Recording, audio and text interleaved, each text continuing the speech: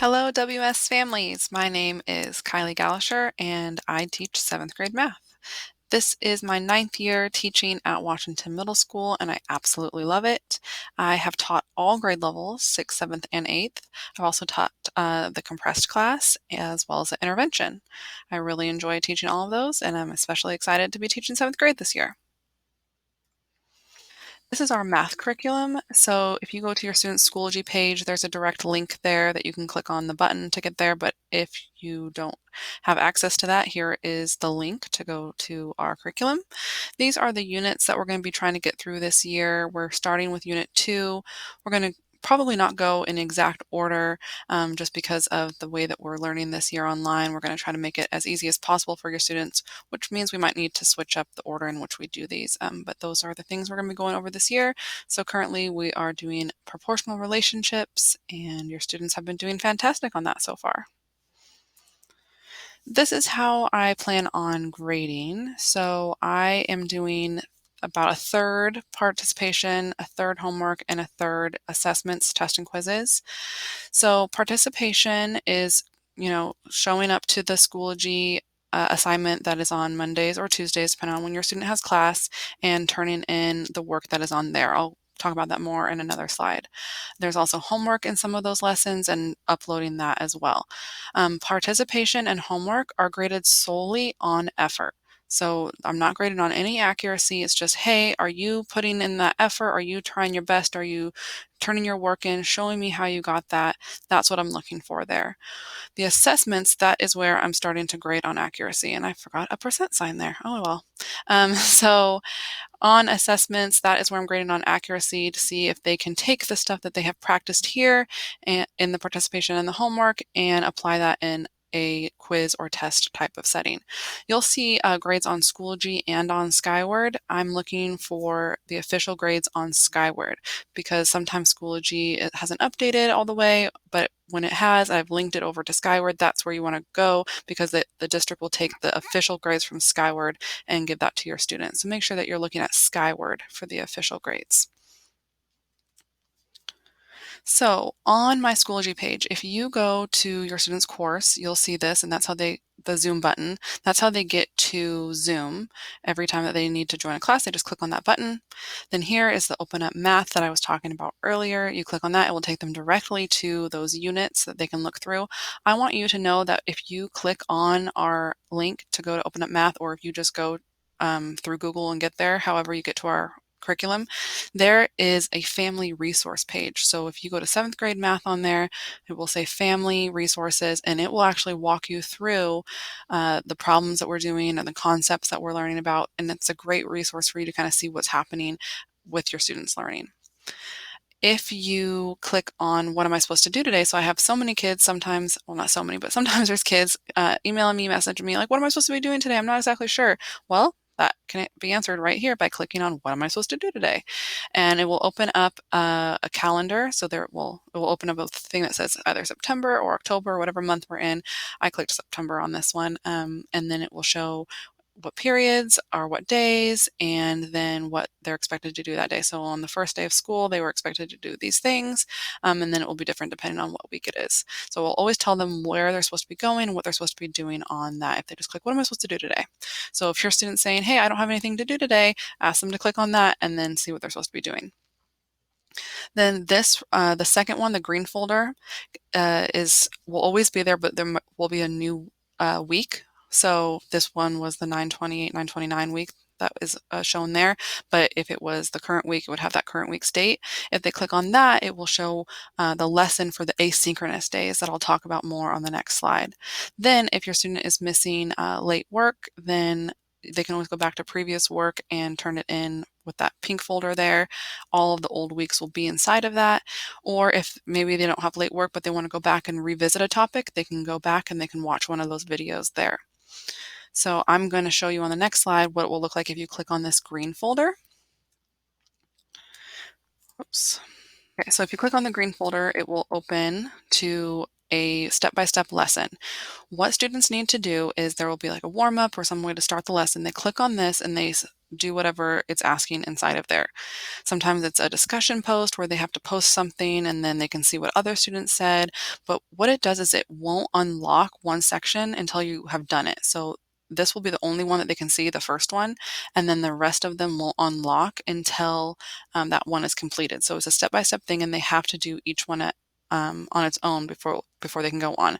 I want them to do that because my goal is for all students to be doing this during their class period. So even though we're not Zooming on the Monday, Tuesday, I want them to come on during their class period and complete this work. I want them to go step by step because I'm live with them on there. So I log into Schoology, I'm here, I'm watching them do their warm up. As soon as they post something, I will respond. I will then message them if I have something that I want them to fix or post a comment on something. Then if they had unlocked and they got to this assignment and they submitted it, then I can put notes on their work there. If they're confused on what to do, or if they're not sure how to like even start a problem, they can message me or email me and I can talk to them through it.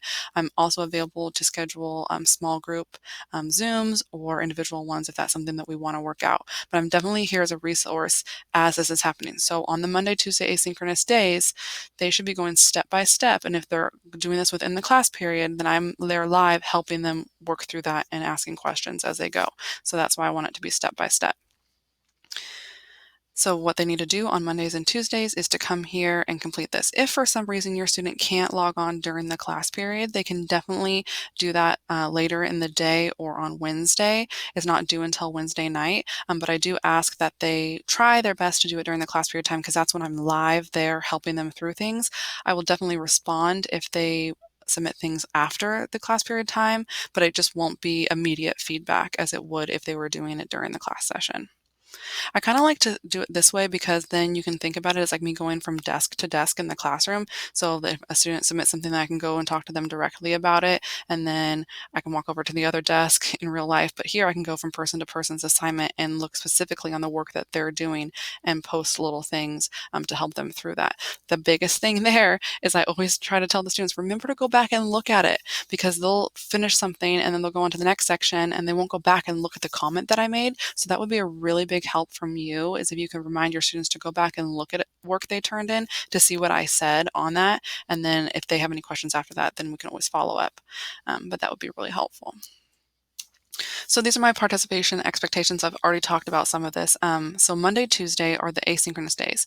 Students are urged to complete step-by-step lesson on Schoology during that scheduled class time. If a student works outside, I'm responding, or if a student works during the class period time, I'm responding in real time. So I'm working with them at that moment. That is my goal for Mondays and Tuesdays.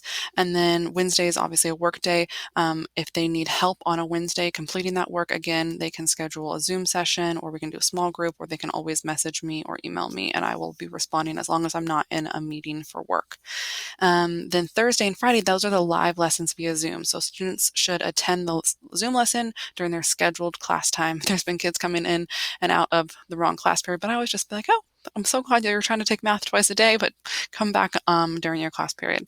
And during that Zoom session, we go over the stuff that we quickly review the stuff that we did on Monday, Tuesday. Then we go over some new stuff, some practice, and then we lead into what we're going to be doing on that following Monday, Tuesday.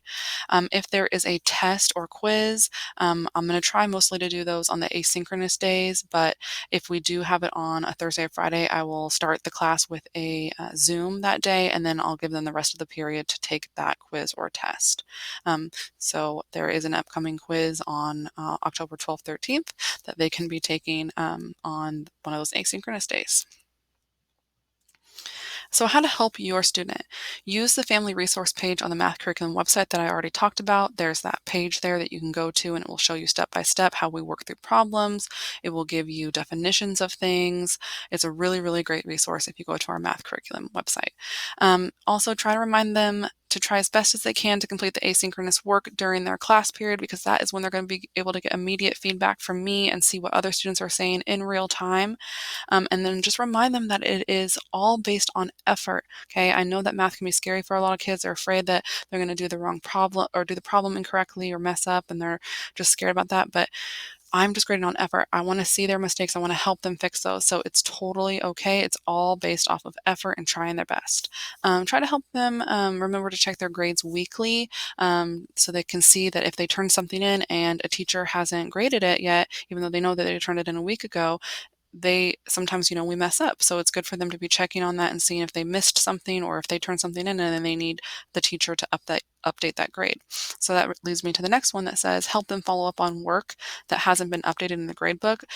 So please give it at least 2 days before checking in with me. Like, so if they turn in an assignment and like, oh, it hasn't been graded, it's been 2 days, I don't see a change of a score there. Well, have them message me. I've found that when a student has a score, sometimes in Schoology, and then they resubmit something, sometimes it doesn't alert me that it was submitted. I found that as I was doing grades this morning. So please make sure that if I didn't see that they resubmitted something, that they let me know. Otherwise, that grade's not going to change and they're not going to get credit for their work, which would be terrible. So that would be really helpful if the students could follow up with me on that. Okay, and then please, please, please, please, please, please message me if you need anything. I will respond as quickly as I can. I am here as a resource for you. I'm here as a resource for your student. I want them to have the best year that they can in the scenario that we're in, and I just really, really, really want them to feel successful and know that they can count on me if they need anything. So please, please, please don't hesitate to message me for anything. All right, and then contact information, you can email me at kjgallacher@osd.wednet.edu. Make sure you get that J in the middle there because my husband also teaches at the school and it would go to him, but he'll forward it to me if you mess up, so no worries on that. Or you can message me via Schoology. All right, thank you so, so much for listening to this. Again, if I did not answer something that you had a question about, or if you just want to check in on something, please, please, please let me know and I will answer that for you. Hope you have a wonderful day. Thanks.